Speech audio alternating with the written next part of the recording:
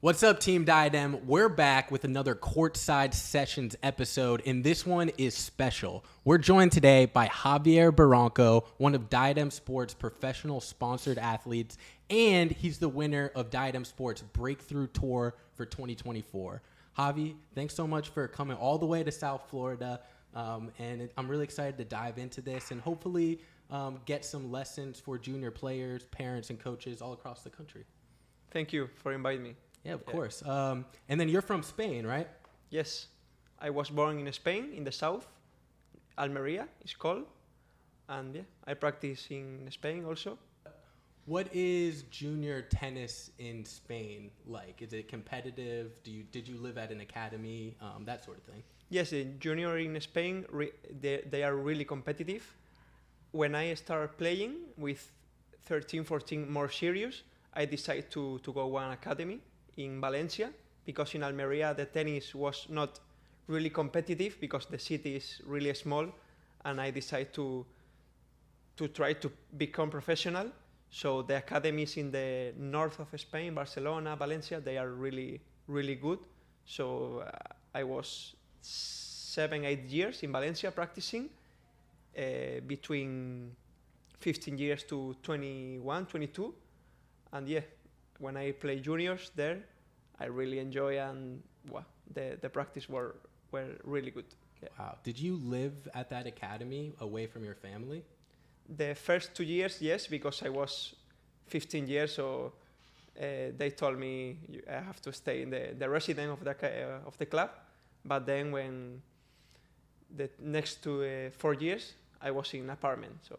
Oh, okay. Yeah. That's great. How was that experience living away from your family and training tennis? Was that a hard thing for you to do, or did you like it?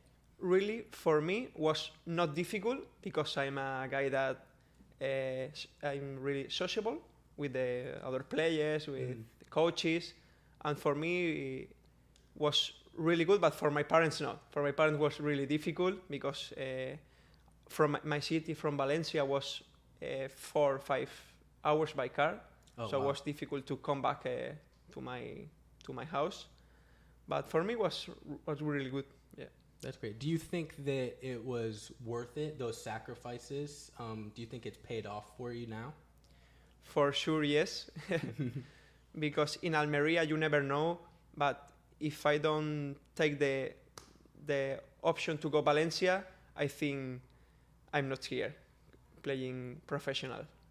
And that's great. Let's talk about your professional experience, especially this last year. You did really well. You moved up on 150 or so spots in the ATP rankings, right outside the top 200 now. What was it about this year that was special for you? For sure, this year was really special for me, because I finished the year with my almost best ranking. And this year was unbelievable, because I play all the Challenger Tour, all the tournaments in Challenger. That is really good for me, because the last year and the other years I combine futures with Challenger. Mm-hmm. It's okay, but it's not that I won. And this year, playing Challengers, I won more level for sure in my game. Mm-hmm.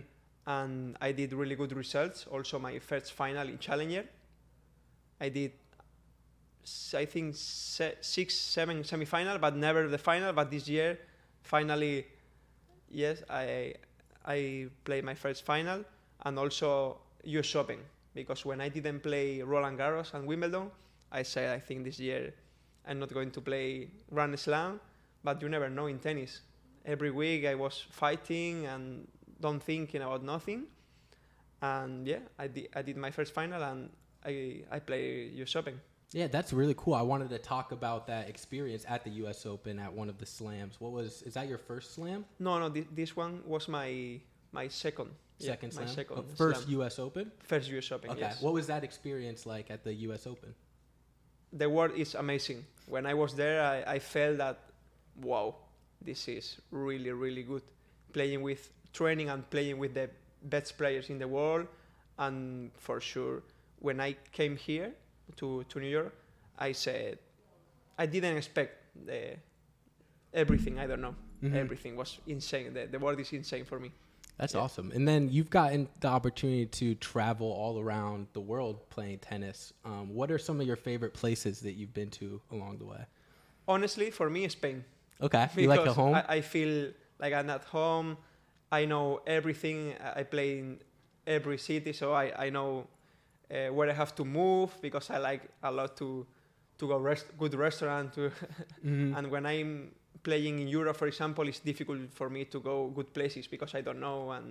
But in Spain, I feel perfect. Right at home. That's awesome. And over this last year, you had a lot of success. How much of that was from your mental game versus your physical game? Or was it a good balance of both getting better?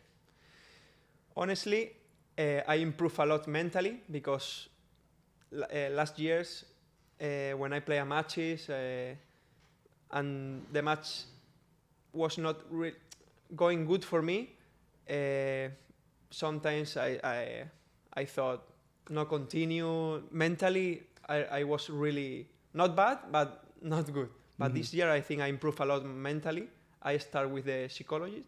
Okay, and great. He's helping me a lot, not only in tennis, outside of the court. He's helping me a lot, and I feel now I feel that I'm enjoying the process. Yeah. Oh yeah. How important is that for you to enjoy the process? Because I think that's something that happens a lot in junior tennis, is players get burnt out and they don't love the game so much anymore. So it sounds like you're in a really good spot. How important is that for you?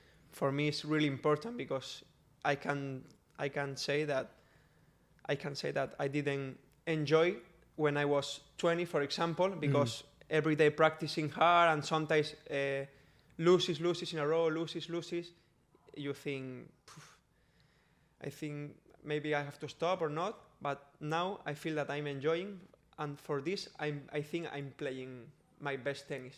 Yes. That's a great point. Is there any advice that you would have for younger players that are in that spot that maybe aren't enjoying it or having those mental blocks? Anything that they can do to overcome that? For me, if I have to say one advice to the young players and everything, is they have to try to enjoy. Of course, you say you have to enjoy, and it's difficult to say and to do, but they have to try to not think about nothing and only focus on the training, because you training like you play the match, so you have to training good for play the match good. It's really difficult to practice. If you practice bad, it's difficult to play good the match. So try to every day practice good, do everything okay, and for sure, if you continue fighting, the results will come for sure. I think that's a great point. You have to keep fighting, never give fighting, up. Right. Yeah. And what does your training schedule look like as a pro that's having a lot of success? What's your day-to-day look like? Normally, when I practice in Spain, I do 6-7 hours per day, fitness and tennis, more or less 3 and 3. 3 on court and 3 on gym or running. And when I play tournaments, it's different, because you focus on your match, and maybe you practice 31 hours per day before the match. Depends. And then in your practice sessions, Yes. What do you focus on? Because I think that's something that junior players are interested in, is what do the pros do when they train? Depends. When I practice, for example, now I have to come back to Spain for do the pre-season. We are going to focus more on the technical part. We are going to change the serve, to change something in the forehand, and you need a lot of time to change this. It's not easy to change a movement of your technical. But normally when I practice, we do a lot of basket, a lot of work foot. It's really important, because you have to be good, consistent on the court.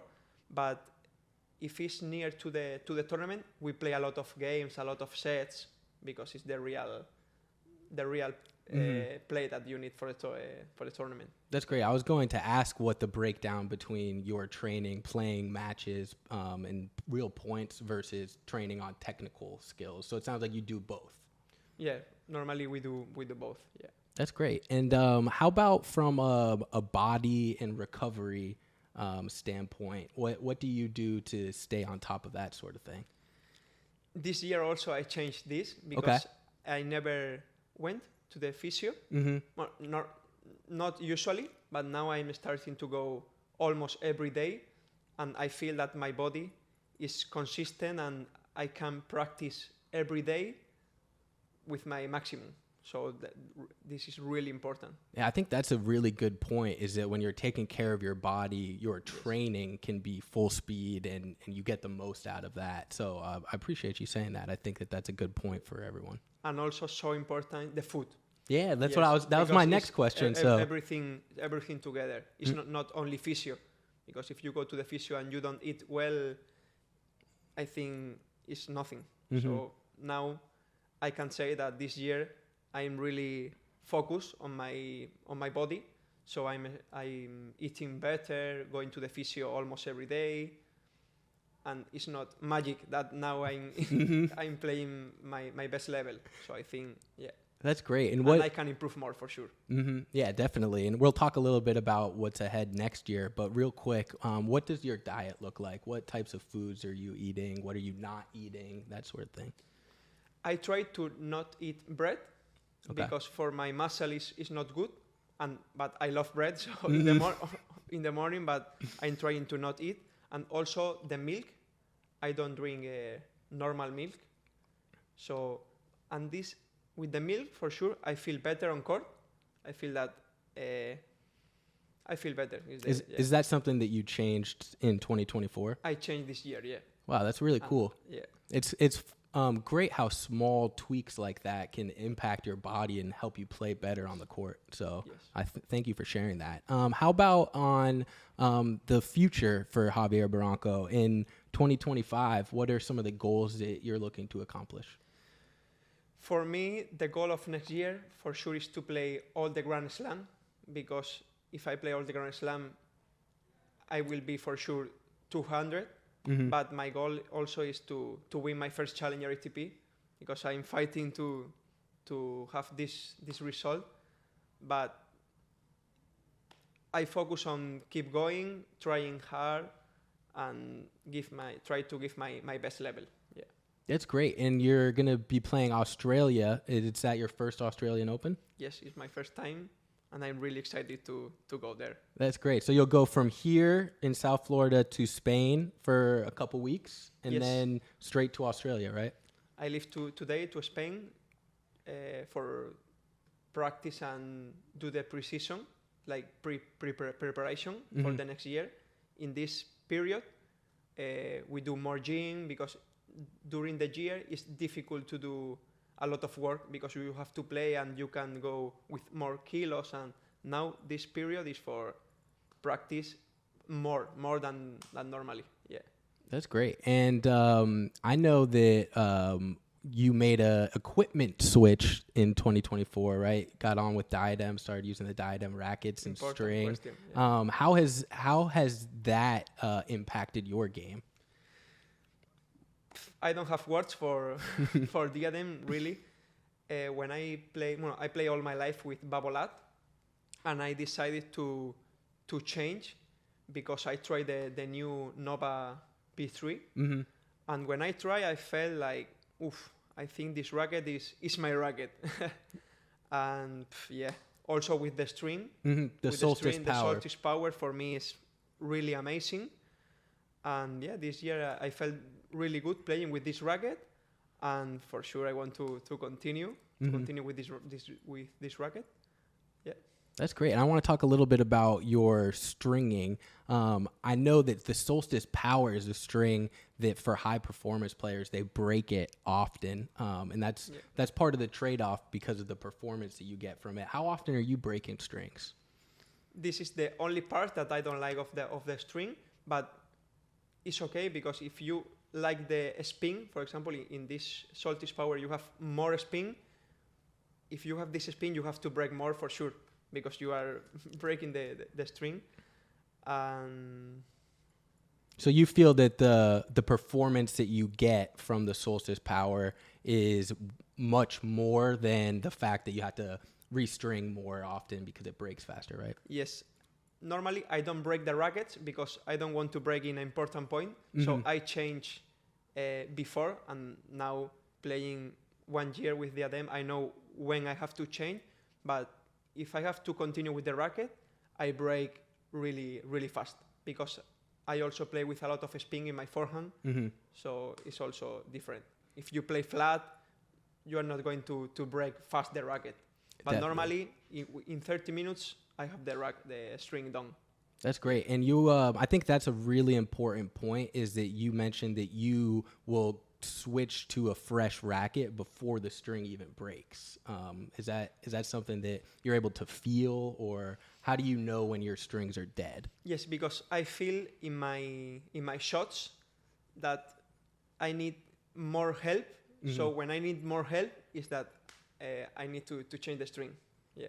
But great. Normally it's 30 minutes, 25 minutes. Yeah. I think that's important for especially high performance junior players to get a good understanding of that, so that they're always playing with the best equipment they can. So, but also in challengers, they change fast the balls. So normally when they change the balls, I change the racket. So okay. That's a good tip for everybody out there. Yes.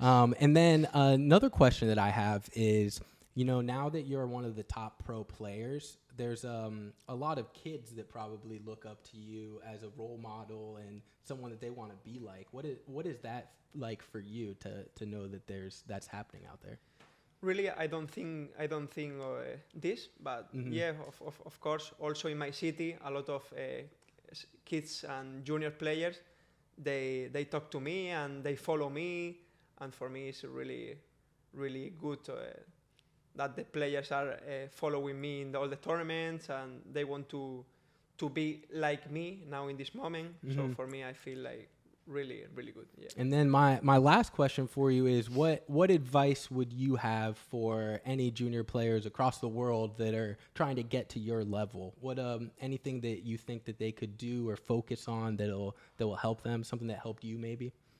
Like I said before, I think they have to try to be consistent and to practice hard, because if you don't practice hard, it's really difficult to arrive. Only you have amazing talent, but maybe 3 or 4 in all the world have amazing talent.